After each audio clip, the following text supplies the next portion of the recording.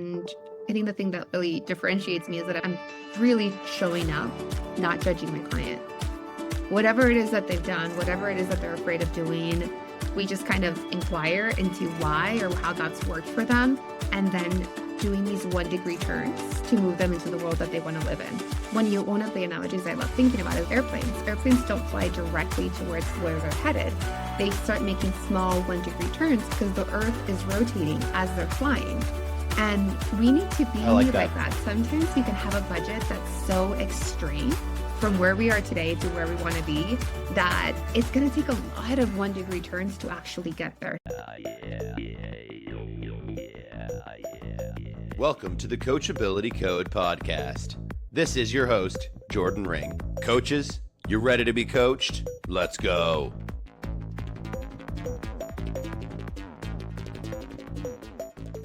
All right, everyone. Thanks so much for another episode of the Coachability Code podcast. I'm super excited for today's guest, Diana. If you could introduce yourself briefly for the audience, but first of all, for me and the audience, thank you so much for being here. Super appreciate it. Thank you, Jordan, for inviting me on. And of course, I'm happy to introduce myself. So I wear a couple of different hats. All of them have to do with money and well-being. So I am a money coach. I focus on women of color entrepreneurs who are in their first few years of getting established with figuring out their pricing, figuring out their taxes, all that kind of thing. I'm also an investment manager. So as an investment manager, I focus on impact investing. So investing not only for a positive financial return, but a positive societal impact. Those are like the two main hats. Yeah. Okay, that makes so much sense and I love it. And we're going to dig into that in a little bit. But first of all, I just want to ask some icebreaker questions to you. If you don't mind sharing with the audience, favorite book, favorite movie, and then one weird thing about yourself, again, that you don't mind sharing, you don't mind that people know, but that not everyone already knows. So yeah, I think favorite movie, this is my favorite movie from when I was a kid, and I still really love watching it, but The Fifth Element. okay. There's this one scene where this blue woman is singing, and I love watching her sing. Well, there's like a crime scene going on or something. And favorite book, this is really hard. I'm a huge reader, so it's hard to figure out like my favorite one. But I think The Screwtape Letters by C.S. Lewis. It's a random choice about like morality and a devil and trying to figure out like how do you condemn people to hell from a kind of comedic point of view during World War II. Yeah, I remember I remember reading that book and getting to the end and thinking, did I like that? Or what did I just read? It was so interesting. That's such a great choice for a favorite book. I love it. And then I really one like weird thing. I mean, that book I think is a pretty weird maybe thing. That's it. Yeah. But I think the weird thing I could share is that I grew up on the border of the US and Mexico. So I lived in a tiny little town and my family would have to like drive into Mexico to do anything that wasn't an agricultural town, to go get Chinese food, to go to the movies. I had a lot of family. So it's like I grew up crossing the border multiple times a week. Okay. Yeah, that's very interesting. I don't know if it's, I mean, not super weird, but it's interesting and that works. It's interesting. Yeah. Maybe that's how I should rephrase the question. What's interesting about you? That could be good. All right, Deanna. So someone comes up to you. It could be anyone. They say, hey, Deanna, what do you do? How do you answer that question beyond what you already shared with us? I definitely talk about focusing on positive societal impact with money. One of the main things that I've started to focus more on in the past few years is sensitivity. There's this term called a highly sensitive person. So it's about 20 to 30% of the population, depending on how you measure it. But it's people who get overwhelmed if it's too bright, too hot, or they have a lot of internal questioning around things. So they often need a lot of context, they need a lot of verbal processing. They tend to be really empathic. So I really like the main thing that I love focusing on is people who fall into this category. It's kind of like introversion, extroversion. Everybody has a little bit of it in different layers. And I make money really gentle for them. So I use a lot of metaphors, a lot of making sure that they're centered in their nervous system as we're talking about money. That's a really specific thing about how I work with money and how I coach. All right. So when you're meeting with people that could potentially work with you, how are you figuring out those things about the person that you're potentially working with? I think it's very much about attraction. Hmm. I realized that I was serving highly sensitive people like 2 years into my work as a coach. Because I Okay. kept bringing on a lot of people who needed a lot of gentleness before they got overwhelmed. So it's a lot of money avoidance, and money avoidance is so common in the US, I feel, or in all over the world. Most of us Hmm. don't want to talk about it. I feel really judged. There's some people who feel a little extra avoidant. And I just noticed that that's who I was attracting by the way that I position myself as a coach. And I think that is so interesting. So I think that law of attraction or whatever you want to call it, that is so important and vital to growing your coaching business, really working with people that you want to work with, people that you can help. I love talking about that because I think it makes so much sense. Like sometimes people will pigeonhole themselves into, I have to work for this type of person right before they've even worked with that specific type of person. So I think it's hard to know going into it what you're exactly working with. So I think it's good, at least, I don't know if it's advice, but I would say be open to the fact that, hey, I can define who I'm working with as I'm going. Like you were saying, you were able to do that at the 2 year mark. Say, okay, these are people I like to work with. So, Yeah, and it was a lot of trial and error, but I think a lot of the thing was just when I'm putting out content on the type of work that I do, the way that I naturally did it ended up naturally appealing to a certain type of person. hmm I remember giving presentations at different places where people really just wanted the numbers. And a hmm lot of my metaphors, they're like, that's cute, but can we move a little faster? Right. And yeah. I was in other spaces like somatic wellness spaces talking about money and making it really slow. And people would cry. They'd be like, I've never had money feel so easy and gentle. That was really what opened my eyes of this is where I need to spend my time. This is what's fueling me and my work. And it's also really resonating with this particular population. But I didn't know that. Starting off in this hmm work, I had no idea that this is who I would focus on. It just naturally happened. It was kind of a feedback process of where was I having success? Where was I enjoying myself? And then doing more of that. And I think, I mean, hearing that for me is incredible. And I think it's hopefully for any of the listeners out there should be hopeful for them too, thinking of who they're going to work with or who they really want to work with. Because I think not everyone finds that, and especially not everyone finds that even within a couple of years. So I think that's amazing that you were able to find that and then be able to give back. And when you go through that process of sharing your stuff, and then people would say, ah, can we go a little faster? But I like that it sounds like you stuck to your guns in that way. You're like, no, but this is what I really feel and what I how I care about this. So I think that that's really admirable that you stuck in that lane. Well, Jordan, I wonder if it was as much of a choice or if I actually can't go any faster as like a highly sensitive Maybe, person maybe. myself. It's like I can't. I'm sorry. Like you can find someone that can go fast. Yeah. All right, Deanna. So thinking with that, the people that are seeking out your services and are looking for your help, I mean, what is going through their head? They're saying, ah, I need help with this. Are they getting like, well, yeah, what's bringing them to you? What's bringing them to that point of saying, hey, I need a money coach? Or are they even having that epiphany of saying, I need a money coach? Or are there other avenues that they're kind of going down and then finding you along those avenues? Because it's not always a clear, straightforward road in anything that we do as coaches, right? So. Yeah. Yeah. I think for this is probably across all coaches, but when clients are in a big transition period, right? They've either sold something, so they have extra cash and they're like, how do I make different choices with this? Or Hmm. they've realized that I paid off my credit cards. This is the third time in the past 10 years that I'm get myself down to zero, but I don't want to continue with the pattern of building Yeah. up 30, 40,000 in credit card and then paying it off. They're like, I want to get off this credit card roller coaster. Yeah. I'm Latina, and I have some people who specifically look for a Latina coach or a woman of color coach. And for them, it might just be like feeling very unwelcome, maybe in the money world, and thinking, this is the person who I would like to talk to about this. I do a lot of presentations for nonprofits and employee resource groups, and that's often where people will self-select into coming to work with me. And I get those presentations by going to networking events and being hmm like, this is what I do, these are the workshops I give.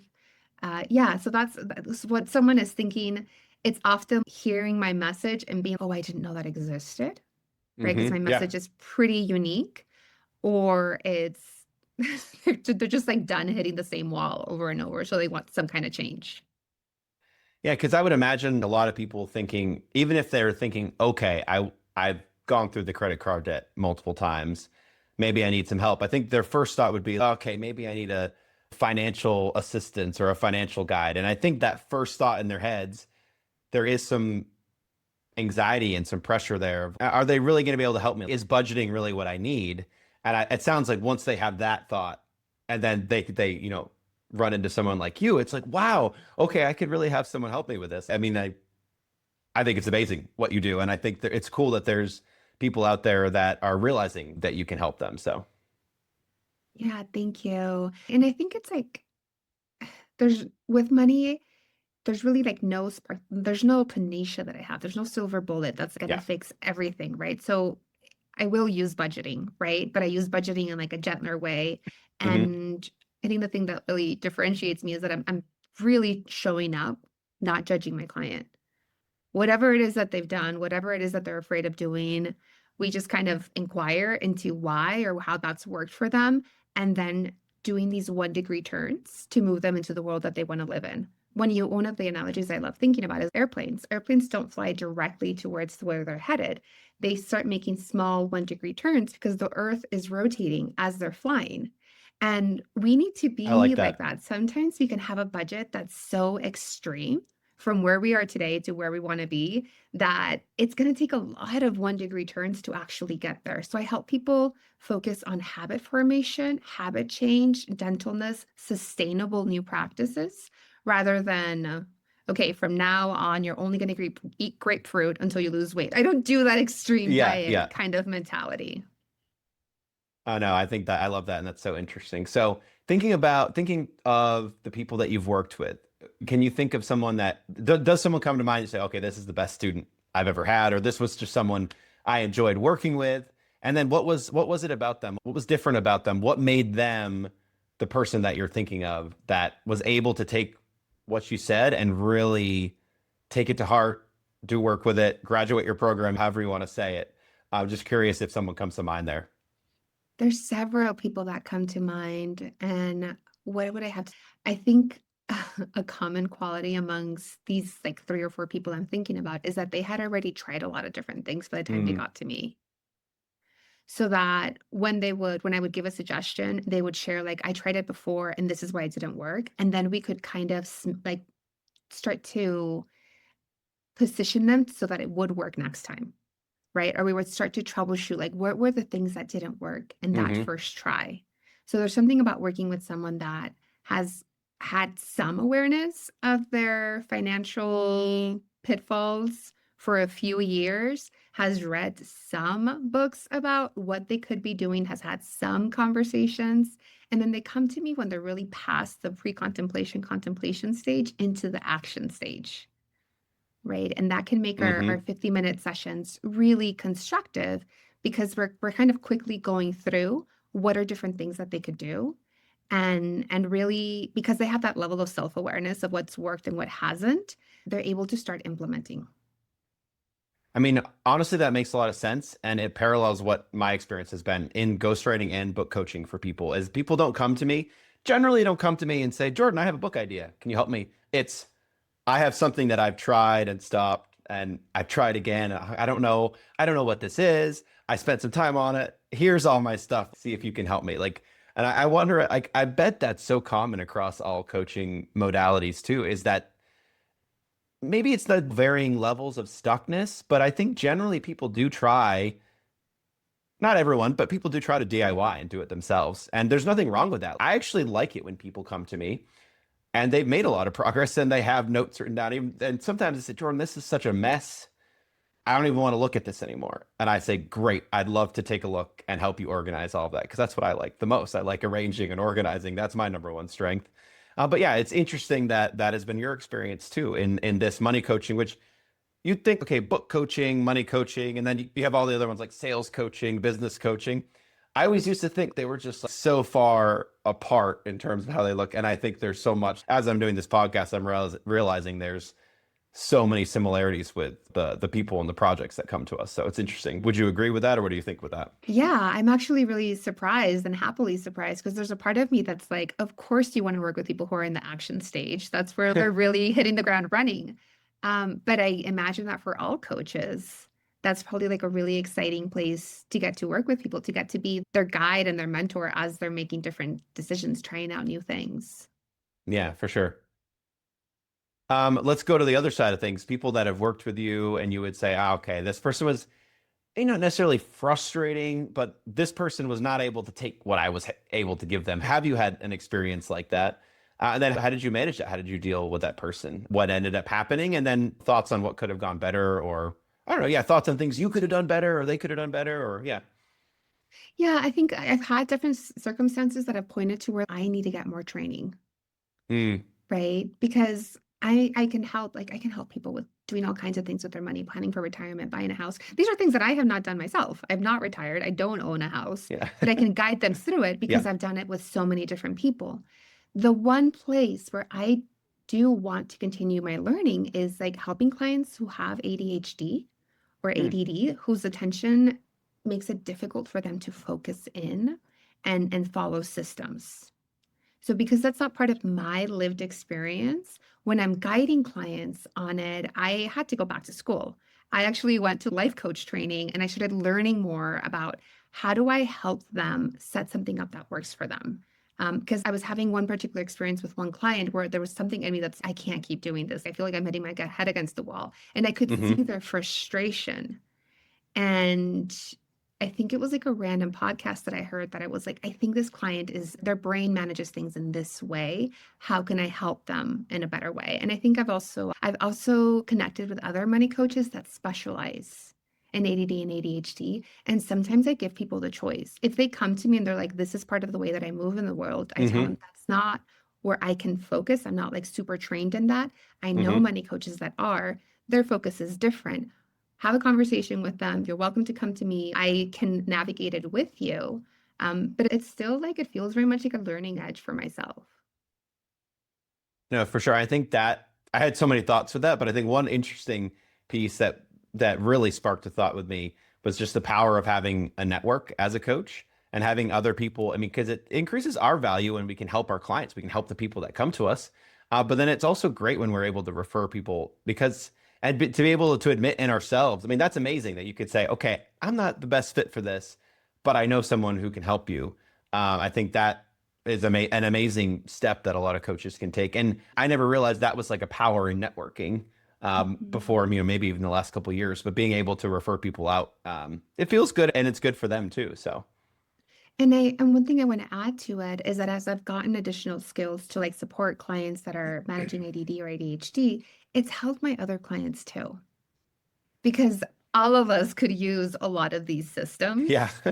So it's been a very positive experience for me. No, that's super cool. One of my other questions is, what other areas have you been coached? And that answers that question. But I'm curious if there are other areas that you've been coached yourself, and how has that helped you with what you've been able to do for clients? I've definitely hired business coaches because Okay. I'm really good with clients. I'm really good doing all the analysis. I'm not so great at sales and marketing. There's something about speaking on an Instagram live and no one's listening that really I find super depleting. And I had to hmm figure out what ways could I promote my work? What ways could I make myself easy to discover that were not depleting for me?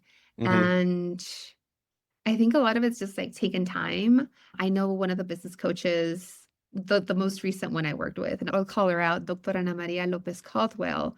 She was so good at reflecting back to me like the limiting thoughts that I had around having a business and like not letting me hide behind them while hmm also being super gentle. I remember I had another That's coach amazing. earlier who called it like gently stabbing someone with an ice pick. Kind of felt like we got to burst that bubble that you Really? Yeah. have. That was part of his delivery process too. But I think Yeah. with hers particularly, there was this when you're first starting out a business, at least this was my experience, speaking to empty rooms over and over again, it just really it deflated me. And now I've been hiding behind that experience of the first years to not do it again, even though they're not empty rooms anymore. hmm Right. So I still Yeah. have this fear of it being an empty hmm room and I'm not doing it when there are people there for me that are listening, that are curious, that are excited to hear from me. Yeah, for sure. And I mean, I love that. I love the just the willingness to share that, but then just thinking about us coaches needing to be coached and needing to have even just the fact that you could say, hey, I needed a business coach in this area. I'm not good at sales. Like that, I have so much respect for that. And I think it's something more coaches need to realize. What areas are you not necessarily weak, but what areas do you need help? Because we have clients coming to us for our services. We should be getting coached in the areas we like. We need people of all types and all skill sets. So I always just have a lot of respect for people that say, I need a business coach, or I need help with sales in this area. And I mean, that's amazing. So kudos. Yeah, thank you. Um, we're already kind of talking about it. So let's dig in a little bit more into what has been successful for growing your coaching business. I mean, we talked a little bit about networking. We talked a little bit about business coaching, but maybe talk a little bit about you mentioned doing speaking engagements, but yeah, and what have you been doing to help get yourself out there? Yeah, definitely. It is speaking engagements. So the Okay, workshops, and then most of the workshops that I do are paid at this point. I think I'll once in a while do a volunteer workshop that's for free. And I have tailored them. So I created this cute survey that it's a money archetype survey that's linked to cool. trees, to nature. Because again, I'm talking to a lot of people who want a very like metaphor, gentle way to talk about money. And my money archetypes quiz is originally started as a workshop, right? So that's a workshop that sometimes I take to different places, especially like somatic wellness spaces. That's where I take that. And from there, I end up getting coaching clients.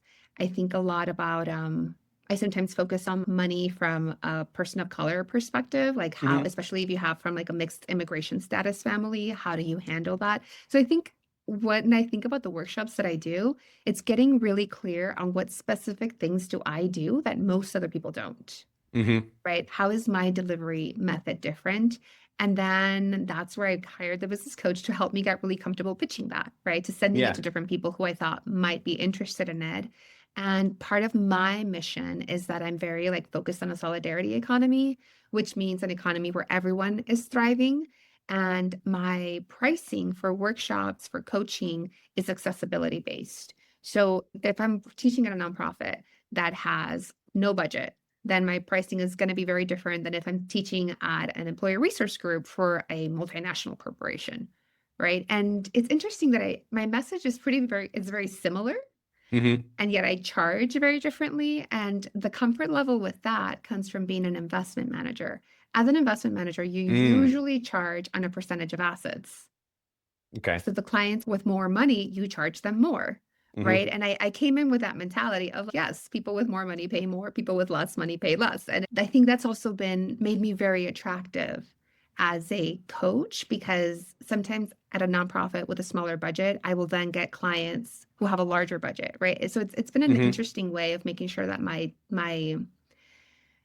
that what I'm sharing is applicable and accessible at many income ranges, at many wealth ranges. Yeah. And I can imagine because that of being a major challenge, Mhm. but fun. and because but it's and Bill, because I focus on sensitivity. Hmm. Sensitivity at the end of the day is the same regardless of how much Yeah. wealth you have. So there's this one thing that's similar across them. Mhm. Yeah, definitely. That's what it sounds like. I think, and it's what you said there about finding your specific area too. I think that is such a good thought for most coaches to think about. And how are you differentiated? Someone asked me the other day on, it wasn't a discovery call. I think I was on their podcast and they were like, Jordan, what are two ways that you're different from other ghostwriters? And I was like, I got you. I got the answer to this. And it was like, and it's only because I practiced that and been on podcasts and practiced speaking and talking to people. And then is that in my messaging? I went and like double checked LinkedIn and stuff, and it was, okay, I had it in there. But that's something to think about too. If you're thinking about these questions and you're like, okay, this is how I'm different, making sure that's communicated to your people as well throughout your branding is also important. That was just kind of a side note, but it's if you know it, great, and make sure it's communicated as well. Yeah, and I think it takes time. It takes time to Yeah. really figure out where I stand out, where I have, and also like where I'm really interested in standing out and continuing the continued education, and then getting into the messaging. It all takes time. Yeah, and I think don't rush it either for anyone listening to this. It's not it's taken me years to figure out certain areas of my business, and there's no shame in that. I don't think there's no you shouldn't have this pressure on yourself to figure it out by X date. It's fine to have goals and it's fine to push yourself. I'm all about that. I'm all about taking action, but then um, what's the right word? Be gentle. We've been talking about that. Be gentle on yourself and your progress, because not everything is going to work out exactly how we want it to work out. We can't control other people. We can't make people like close the deals with us. We can't make people do things as coaches either. We have to be I love the idea of just the gentleness in coaching, because I think that could really disperse itself through all these other modalities, and it would be really impactful and helpful if other coaches could adopt that too. So I love it. Yeah, I'm thinking of the way that my nieces and nephews, when they're learning how to walk, they're so not phased by falling. They Yeah. don't even realize that they fell. They immediately get up and start walking again into a wall, whatever it is that they're walking into. Yeah. And I feel like as entrepreneurs, that could be like somewhere that we could learn endurance. Yes. Yeah, absolutely. All right, Deanna, I always want to make sure that people coming on the show can share what's really on their heart, what they're really thinking about, what they really care about. I think we touched on some subjects. You obviously have a lot of passion for what you do, and that's amazing. But do you have a soapbox, and is there anything else that you'd want to share with the audience about coaching, about money, about anything really? Feel free to share and stand on Oh my gosh, my soapbox has so many things. I really appreciate this question. I think the biggest thing for me, so social justice is the reason that I moved away from my previous work as like solely that. an investment manager at a very traditional firm into wanting to serve my community, especially immigrants, and serving them with money. And I think when I realized that I also was serving a lot of sensitive people, there's this one statistic that says a lot of people who are very excited about social justice, who really center that in their life, also tend to be very empathic and sensitive because we're so porous, right? Other people's Okay. like well-being really impacts us. And and I think that there's this part of society of us that thinks that money and social justice are like in complete different spectrums, Hmm. but there's a way that they can come together. And I really want them to invite people to be more creative in the way that they think of money, the way that they think of it as a tool. For example, last week I was staying with friends at a co-op in Berkeley, and I never experienced what a co-op was like, but they had access to so many more things than they would have had it just been a group of roommates, Hmm. right? They were a nonprofit that also was focusing on well-being. So they had an exercise room and they had these gorgeous meals that they were creating for each other. And this vision of if I don't look out for myself, no one will, that's a paradigm that doesn't serve us, especially people who are really sensitive. So I think, I mean, Hmm. this is kind of like all over the place, but my soapbox around money, if I could bring it down to one sentence, is that our well-being is really interconnected and that money can be a tool to make that possible for everyone. Very well said. I love that summary. I think that makes a lot of sense. So thank you for that. Deanna, this has been an amazing episode. I want to make sure people can find you and connect with you, especially if what you're saying resonates with them. So can you share where people can find you, where people can connect with you, and then, yeah, anything else you want to share for me to be able to include in the notes? Yeah, definitely. I think the best place to get more exposed to my work is through my own podcast, especially if you're a podcast listener, just check out one of my episodes. Jump on over. Yeah. It's different than coaching focus that you have, but Yeah. mine is Yeah. called Highly Sensitive Money. So that's the podcast. You can find me on all the platforms. The other place where I'm really active is if you go to my website, allthecolors.net. I have a newsletter there and I put out monthly money articles. Like this last month is November, the month that we're recording in. And I spend a lot of my time in Mexico City. So I talked about estate planning and Dia de los Muertos and like how do we combine all of the death festivals I was going to with like planning for our own death and Hmm. how to think about that differently. So that's a place that I really recommend people come and check out my work. And then if you're looking for investment management, I work for a firm called Natural Investments. So that's another place where you can find me. And I'm active on Instagram and social and LinkedIn. Amazing. I'll make sure to put all those links in there. But thank you so much for joining us today on the show. I've had a great time. It's been an amazing conversation. We touched on a lot of really good subjects. So thank you for that. And yeah, look forward to connecting further. Thank you, Jordan. Are you still here listening to this podcast? You're awesome. I got two CTAs for you. Number one, subscribe to this podcast for more. And number two, have you ever thought about writing a book? Contact Jordan. He can help you out. Jordan at jmring.com.